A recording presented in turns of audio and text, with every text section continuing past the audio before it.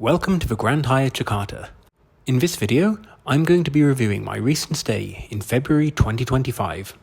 I stayed in a capital suite in the recently refurbished Grand Hyatt Jakarta in Indonesia's capital.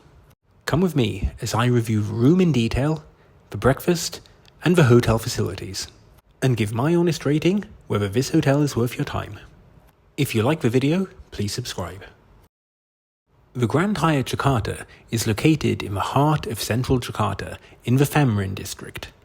It is located next to the iconic Bundaran roundabout, one of Jakarta's most famous landmarks.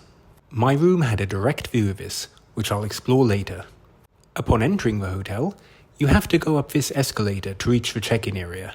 The hotel was recently refurbished, and as you can see from the video here, they did a fantastic job with the refurbishment.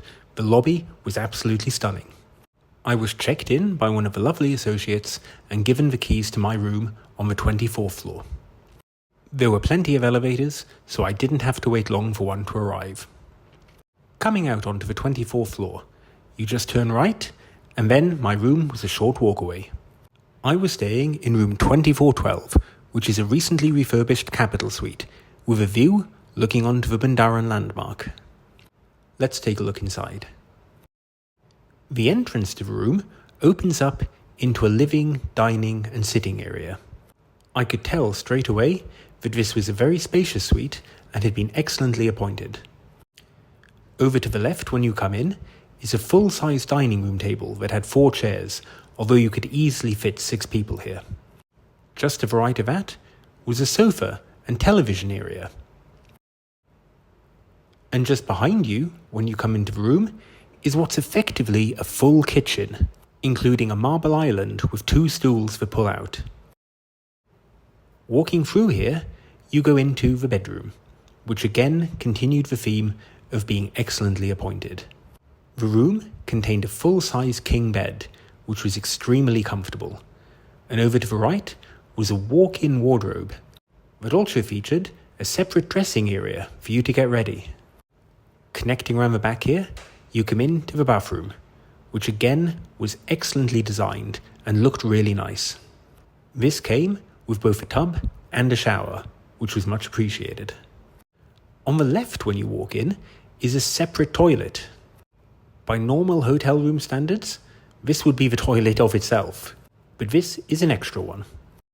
I can report that neither of the toilets in this hotel were smart toilets, but that's okay. Moving back into the main lounge area, there were 2 bay windowsills that looked out directly onto the Bundaran landmark. This is a roundabout with some of Indonesia's most iconic hotels surrounding it, and it contains a water show that plays effectively full time, taking only short breaks throughout the day. Following the refurbishment, the hotel has spared no expense of the interior and featured this incredible artwork in the bathroom. Similarly, everything in this room seemed brand new. This table was showing very little sign of wear and tear and seemed to be of very high quality. If you're here for business, there would be no problem hosting a business meeting here. Over by the TV and couch area, I saw that the hotel had left me some welcome gifts and a welcome note. The welcome gifts comprised 2 local snacks, as well as a box that at the time I filmed this video, I had no idea what was inside of it. I was just as surprised as you're about to be when I opened it. These were homemade, local Indonesian snacks. I wish I could tell you exactly what they were, but they weren't labelled. Looking into the box itself, this turned out to be, drumroll please, chocolates. Again, homemade chocolates by the hotel. They provided 3 different flavours for me: chocolate, lemon and blueberry. This was such a high quality welcome gift. I really appreciated receiving it. I was very impressed to see that this room featured not just a small kitchen area, but what effectively amounts to a near full-size kitchen. There was a sink, as well as 4 complimentary bottles of water, and various teas and sweeteners. The tea was by the brand Singapore, which I haven't heard of before, but it was very high quality. I liked it.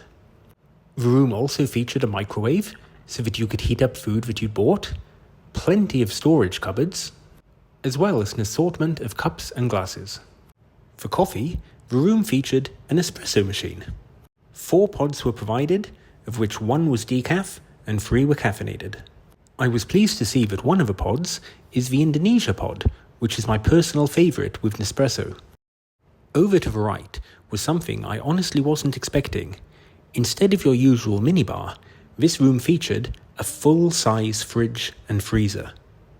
To be honest with you, if your budget allowed it, you could very comfortably actually live in this room for an extended period of time. The hotel also spared no expense with the features of the room. Featured here was an orchid plant, which I checked. Yep, it's real. These are very hard to maintain, so credit to the hotel for featuring this. Also throughout the room was numerous artwork such as this. Taking a closer look into the bedroom now. As I mentioned before, there was a full-size king bed, which came with 4 pillows, which were very soft. There was a smart TV, which was perfectly proportioned for the room, and as you can see, the housekeeping did an excellent job of ironing this sheet. There was barely a crinkle in it. The pillows gave just the right amount of support for your neck. Again, I found them to be incredibly comfortable. To the side of the bed, in addition to a telephone and writing pad, there was a universal power socket and 2 USB-A style chargers, including a number of light switches as well. This was mirrored on the other side of the bed, so no matter which side you sleep on, you'll have access to these ports. I loved this old school clock radio they'd included, with wood matching perfectly with the surroundings. The bedroom also featured a window, which had a bay area, looking out onto the Bundaran landmark. I was genuinely surprised at how large this walk-in wardrobe was. I'm not kidding when I say I've stayed in hotel rooms that are smaller than this wardrobe. In here was a shoe basket, which came with a complimentary shoe shine, which I did use on this stay, a safe to put your belongings, as well as an iron, and this branded bag, which you're free to take away if you needed some extra storage space. In the side was an ironing board and an umbrella, which thankfully I did not need to use. I loved this little dressing area as well. So perfect to have an area to get ready in the morning, separate from the bathroom and the bedroom. Moving now into the bathroom. Again, no joke, I have stayed in hotel rooms that were smaller than this. It was huge, came with a bathrobe, a tub, and a shower. The toilet, surprisingly, did not come with a frosted panel. That might be problematic if you're staying with someone. But overall, the finish in here was excellent. Moving on to the shower, you could play a game of ping pong in here. It's absolutely ginormous. It came with a rain shower and a detachable shower head, which is always appreciated. The toiletries were by Balmain Paris and included conditioner, body wash and shampoo in mounted bottles. There was further complimentary water provided, as well as his and hers sinks. And also, just about every toiletry you could need. Mouthwash, toothbrushes, toothpaste, shaving kits, vanity kits, combs. Again, if you bought nothing from home, you'd be totally fine here. One of the highlights, though, was the tub. This was a huge, oversized tub. And next to this very lovely artwork, which I mentioned earlier in the video, you also got a continuous view of the Bundaran monument. Sitting here in the morning, looking out over onto the view of Jakarta, this was a really nice way to start the day.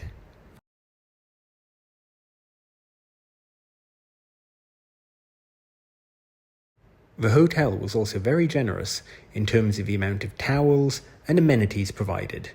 You'd never run out here, no matter how carelessly you used them.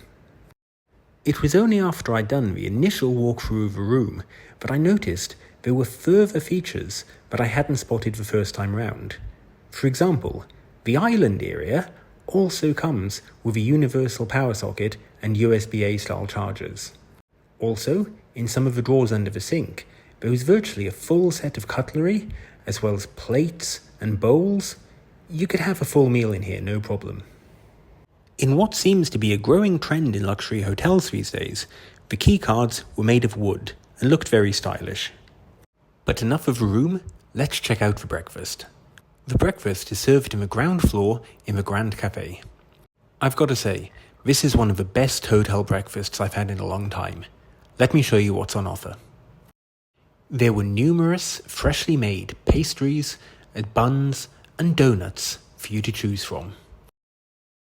They also had a number of French items such as pain au chocolat, danishes or croissants. There were assorted cereals, cold cuts, breads and cheeses on offer too.